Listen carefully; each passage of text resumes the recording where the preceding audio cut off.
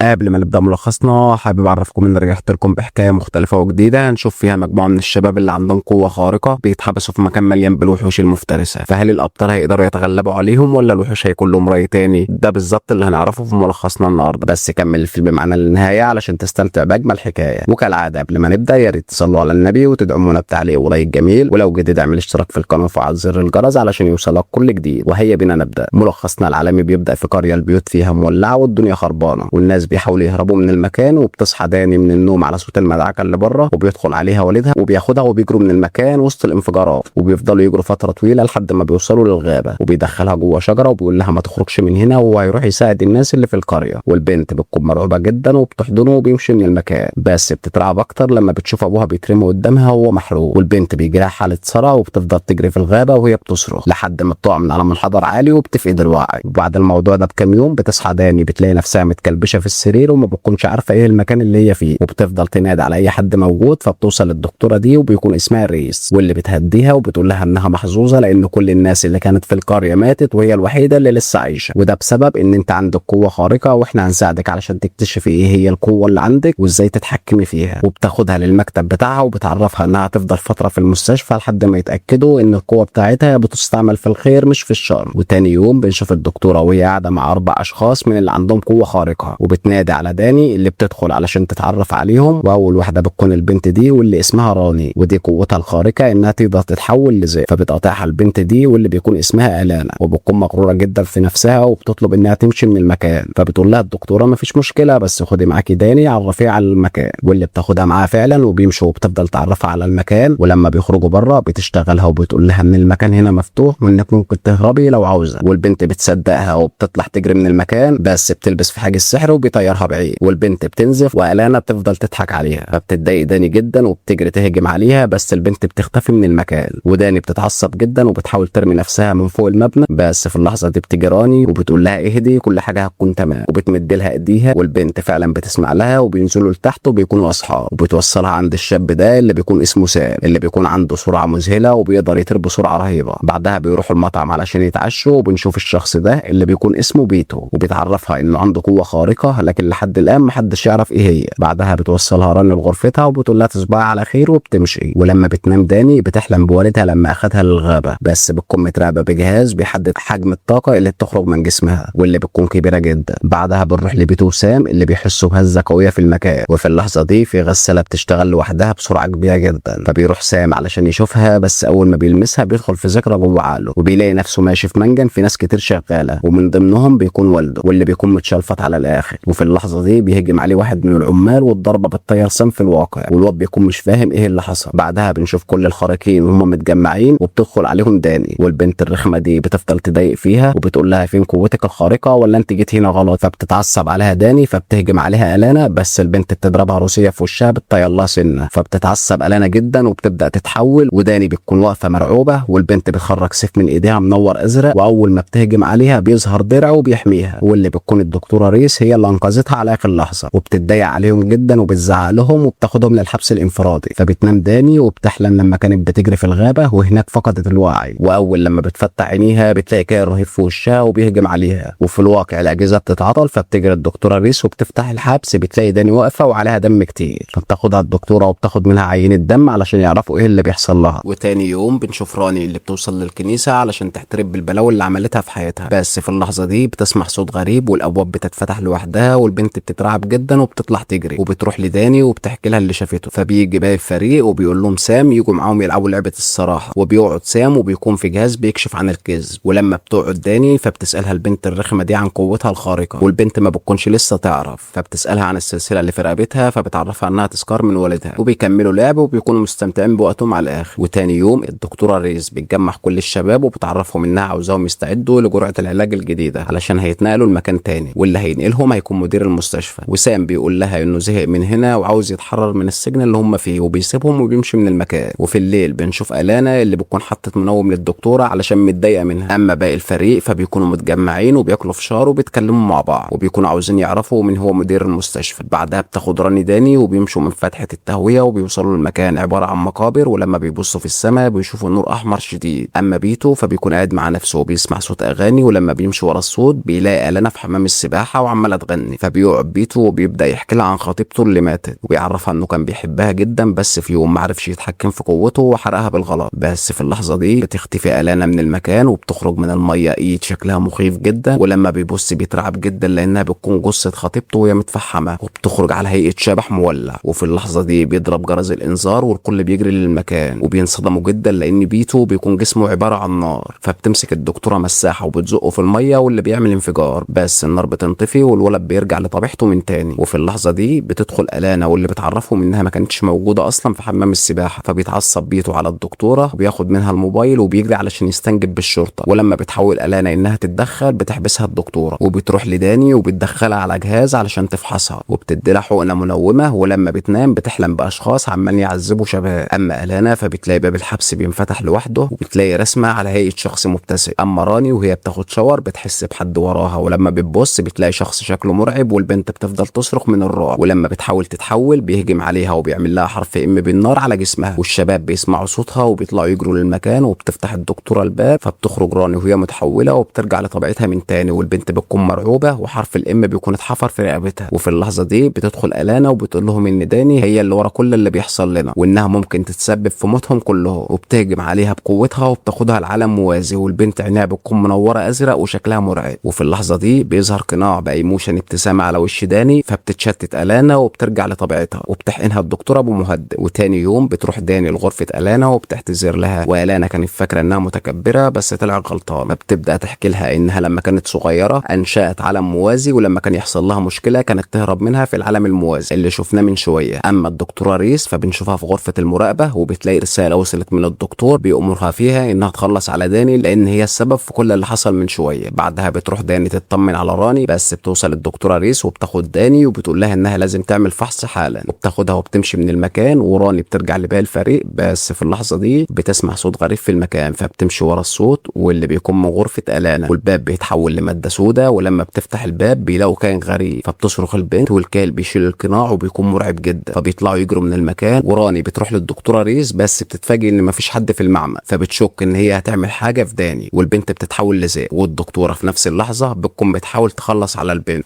اما سام والانا فبيكونوا لسه بيجروا من الوحش ده، بس بيظهر لهم اتنين كمان غيره وواحد منهم بيشيل الانا فبيضربوا سام. اما بيتو فبيكون بيغسل المواعين وبيسمع اغاني وفي الطراوه خالص، فبيهجم عليه وحش بس بيضربه بالنار وبيطيره بعيد. والدكتوره بتحقن المحلول بماده سامه، بس في اللحظه دي بتوصل راني وبتهجم على الدكتوره وبتفضل تطعن فيها، فبتضربها الدكتوره بسكينه وبتطلع تجري من المكان. وراني بتقدر تنقذ صاحبتها من الموت، والانا وسام بيكونوا تعبوا من الجري وبيلاقوا الدكتوره في وشهم والوحوش وراهم. فبيقول لها سام افتحي بوابه ونقلنا لمكان تاني، والبنت من التوتر بتفتح بوابه وبتختفي لوحدها وبتسيبه. فبيقوم سام وبيقول ما بدهاش بقى وبيستجمح كل قوته وبسرعه سوبرمان بيخلص على الثلاث وحوش في ثواني. وبيلاقي بيتو اللي بيكون بيحاول يهرب بس جدار الحمايه بيكون لسه شغال. ولما بيحاولوا يشوفوا طريق تاني بيلاقوا وحوش كتيره تانيه بتهجم عليهم، بس في اللحظه دي بترجع الانا بالسيف بتاعها وفي اقل من ثواني بيكون خلصت على كل الوحوش. بعدها بيتجمع الفريق كله بيروح المكتب الدكتوره وبيبداوا يدوروا في الملفات، وهنا بينصدموا جدا لما بيعرفوا ان المكان ده بيكون هو نفسه المكان اللي داني شافته في حلمها من شويه وهم بيعذبوا الناس، وان المكان ده مش مستشفى، ده معمل تجارب للخارقين علشان يستعملوهم كاسلحه في الحرب ويتحكموا فيهم. فبيفكروا ازاي يهربوا من هنا، والحل بيكون انهم يجيبوا الدكتوره ويخلوها تفصل جدار الحمايه اللي موجود حوالين المكان، وبيمشوا فعلا من المكان وبيقدروا يوصلوا للدكتوره اللي بتكون متبهدله على الاخر، بس بتقدر تحبس الفريق كله وبتبدا تحكي لهم ان كل الخطر اللي هم قابلوه كان بسبب داني، لان قدرتها انها بتحول الكابوس لحقيقه من غير ما تحس. وبتبدا الدكتوره تخنق داني علشان تخلص عليها، بس في اللحظه دي المكان كله بيبدا يهتز، ولما بتحاول الدكتوره تبص وراها بيخترق الجدار وحش وبياكلها. وفي اللحظه دي جدار الحمايه اللي في المكان كله بيختفي، بس داني بتكون اتحبست جوه عقلها وبتلاقي نفسها في مكان مليان جثث، والفريق بيحاولوا يفوقوها بس الوحش ده بيهجم عليهم. والوحش ده اصلا بيكون تجسيد لخوف داني وعملت كده من غير ما تحس لما الدكتوره كانت بتحاول تخلص عليها من شويه. فبياخدوها وبيجروا من المكان، بس الانا بتقرر انها هتواجه الوحش وبتتحول وبتخرج بالوحش بره المكان وعلى كتفها تنين صغير. وفي اللحظه دي بتهجم البنت عليه وبتقدر تطعنه وبتكون مهريه جدا، والتنين الصغير بيفضل يرازي في الوحش والانا بتفضل تطعن فيه بس ولا بيتاثر. وباقي الفريق بياخدوا داني للكنيسه، وسام بيرجع علشان يساعد الانا، وراني بتحاول تفوق داني، بس في اللحظه دي بيهجم عليهم من فوق الوحش الغدار اللي عينه ايضا نار، والبنت بتفضل تصرخ، بس في اللحظه دي بيطير سام وبيدي الوحش رجل في سنته بيطيرها، وبتوصل الانا وبيبداوا يهجموا بيهجموا عليه الاتنين، بس الوحش بيكون قوي جدا وبيطير البنت من المكان، والكل بيطلب من بيتو انه يستخدم قوته لانه اقوى واحد فيهم، بس بيكون خايف انه يؤذيهم من غير ما يحس زي ما حصل مع خطيبته قبل كده. بس لما بيلاقي مفيش حل غير كده بيقف قدام الوحش وبيتحول لنار وبيفضل يهجم على الوحش، والمعركه بينهم بتكون كبيره جدا. وداني بتكون محبوسه في ذكرى لما كانت قاعده في الشجره وبتكون سامعه صوت اصحابها بس مش قادره ترجع للواقع، وفي اللحظه دي الوحش بيضرب بيته الضربه القاضيه بيساويه بالارض، فبتتحول ران لذئب وبتهجم عليه وبتبدا تطعن في وشه، بس بيقدر انه يطيرها هي كمان. وقبل ما الوحش يدوس على داني بيتحول سام وبينقذها على اخر لحظه في ثواني. اما داني فبيظهر لها والدها وبيقول لها انها تكون اشجع من كده وانها تتغلب على خوفها وتساعد اصحابها، فبتحضنه البنت. وفي الواقع الوحش بيكون دمر المكان، وقبل ما يخلص على راني بتفوق اخيرا داني من ذكرياتها وبتقول للوحش انه يوقف الهجوم، فبيقرب منها وبتحط ايديها عليه وهي مش خايفه وبتقلع السلسله وبتقول له انه يختفي وما يرجعش من تاني. وفي اللحظه دي بيبدا يتبخر الوحش وبيختفي، وبتقدر داني انها تنقذ اصحابها. وتاني يوم بنشوف الفريق متجمع قدام المكان بعد ما اتدمر وبقى زي الخرابه. الكل بيشكر داني انها انقذتهم من الوحش اللي كان هيخلص عليهم، وسام بيمسك حجر وبيحتفوا بكل قوته، وبيكتشف هنا ان جدار الحمايه اتلغى مع موت الدكتوره ريس. كل هنا بيفرح جدا وبيمشوا كلهم من المكان وبيقرروا انهم يبداوا حياه جديده بعد ما اتحرروا من السجن اللي كانوا محبوسين فيه. وهنا بيكون انتهى ملخصنا العالمي. يا ريت لو عجبكم الفيديو تدعمونا بتعليق ولايك جميل، ولو جديد اعمل اشتراك وفعل زر الجرس علشان يوصلك كل جديد، واشوفكم في فيديو جديد. سلام.